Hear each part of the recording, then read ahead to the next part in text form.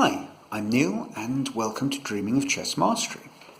This week I wanted to tell you about a fantastic new chess website resource that I came across via Luka Popov's Adult Chess Improver blog. The name of the site is playgrandmasters. It's the brainchild of a chess enthusiast and I suppose software developer, engineer, and it's a site where you can play the sort of find the best move game on classic games of chess. You do need to register, which is very simple to do, but it's free to use for the moment. I say for the moment because the designer makes the point that for the time being it's free, but as traffic increases, costs are getting very close to the limit of what he can support as a hobby, basically. So it may end up having some sort of payment required in the future, but it'll be well worth it. How does it operate? Well, you select a game from their enormous bank, a lot of contemporary ex-world champions, the world champion, modern players, and also classic world champions and top chess grandmasters. There must be well in excess of 1,000 games. So you can choose a game either by browsing the players, you could choose it randomly, and they also have a section where you can select games according to openings classified by the ECO system. So you select a game and then a time control. You can play 30, 60, 90 or 120 minute games. You sit down next to the winner and you guess their moves. You play through the first 5 moves automatically and then guess their moves. Your move is evaluated on a very simple scale, either good move but not the right one, or well done, you found the grandmaster's move, or a third option, which is very nice, which is congratulations, you play it like a machine, which I guess is where you selected the search engine's most popular choice when it doesn't agree with the game move. So you play along, you are on their board, and as soon as you've made your move, you get feedback. Then if it's the wrong move, the right move is played, the opponent makes a reply, and it's time for you to think again. At the end of the game, they total up your score and give you essentially an ELO rating for the game. I've tried 5 30-minute sessions. My results vary enormously. The lowest score was 1622, the highest was 2490. So I guess, I can't remember the 2490, but I guess that if you guess the moves sort of 50% of the time, that's around about 1800, something like that. And you can then play through the game and review it according to search engine's choices. Your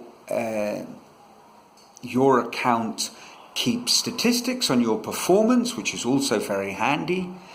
So all in all, it is wonderful, very easy to use. And one of the things I like about it is dedicated to this activity. So there's not a lot of clutter, a lot of alternatives. It crashed once on one of the games. There was an immediate apology, and when I went back to the site, I could pick up where I left off, and that happened fairly quickly.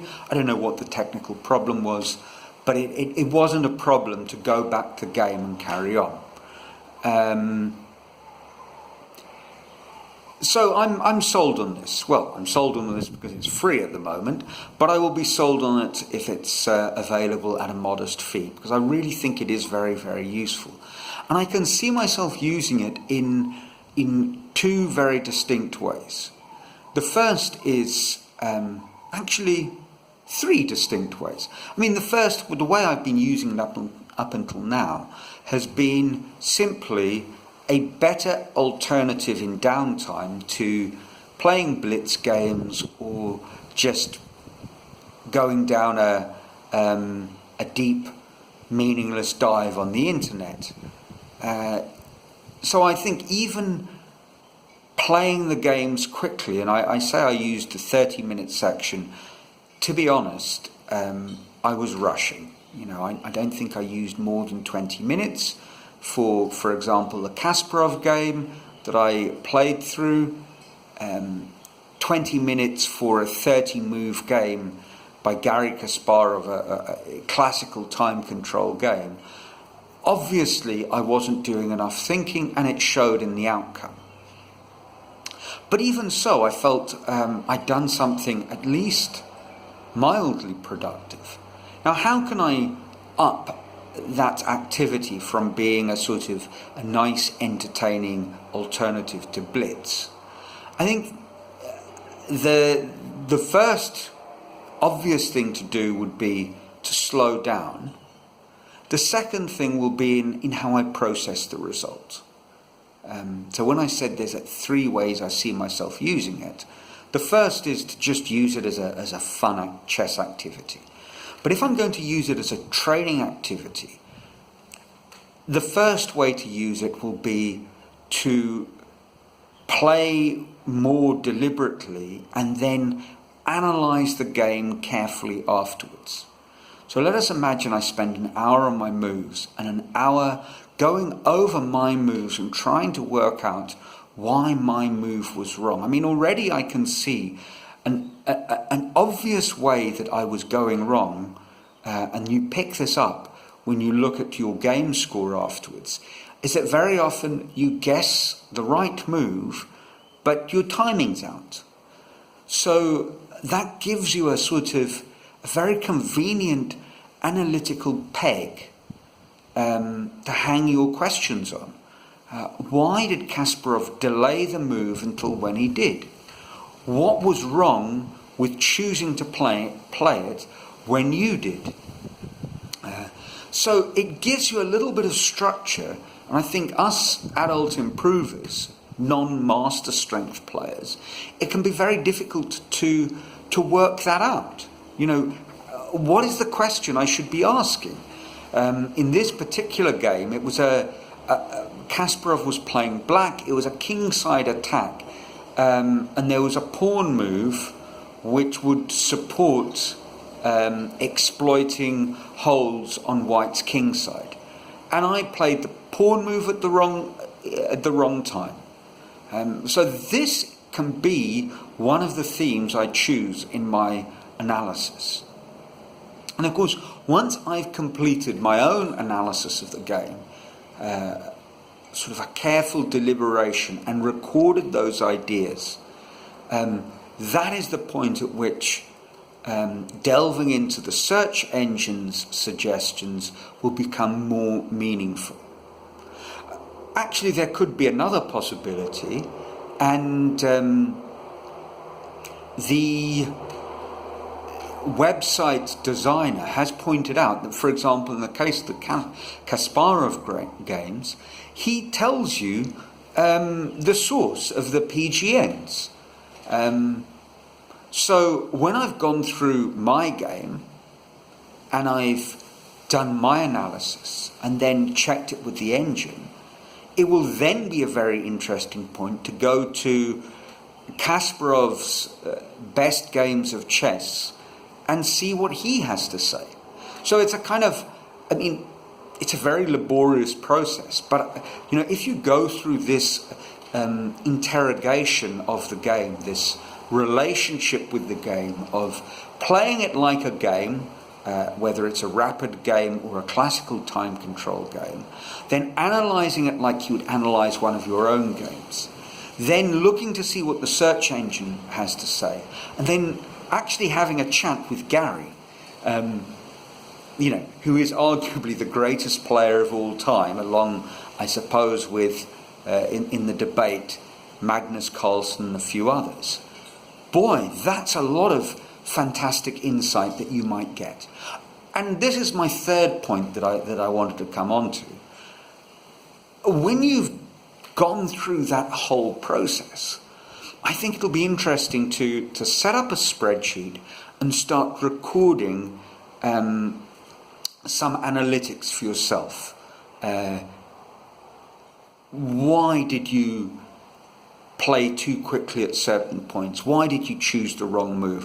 What sort of mistakes are you making? And over time, I think this will provide you with very interesting insights into what goes wrong with your thinking process, what goes right actually, where your intuition is pretty good, but what would further develop it, what areas of your game you need to study in greater depth.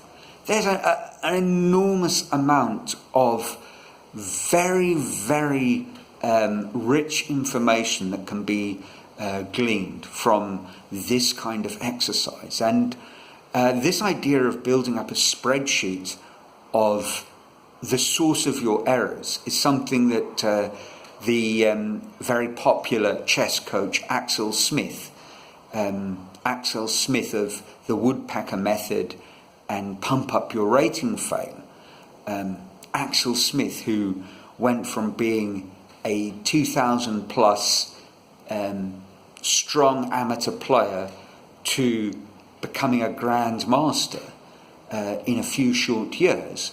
Axel Smith emphasizes in Pump Up Your Rating the need to build up this sort of spreadsheet and start analyzing carefully, scientifically, where you're going wrong. One source of this analysis is obviously your own games. Another source actually is the tactical problems that you get wrong. Why do you get those wrong? Another source is when you've played a blitz game, win, lose or draw, what is the critical moment where you went astray? And can you pick up a pattern there? And these solitaire games with this information, this is a veritable goldmine. So that's it for this week. I can't recommend this site enough. I loved it. As a bit of a technophobe, I like the simplicity of it. I will attach links to a blog post that I'm going to write about the site. I'll obviously attach the site. I'll attach a link to the YouTube blog post vlog from the Adult Chess Improver. And I'd love you to go onto that site and give Luka a thumbs up, because that is a terrific adult learner site, and I'll talk about it more in detail at a later date. But there we are. Massive thumbs up and an enormous debt of thanks to, and I believe his name is, he's quite shy, but I believe his name is Oscar Sartorio. Big thumbs up to you, sir. You are a godsend. That's it for this week. Trust you're enjoying your chess and that you're well. Until next week, ciao from a sunny Brazil.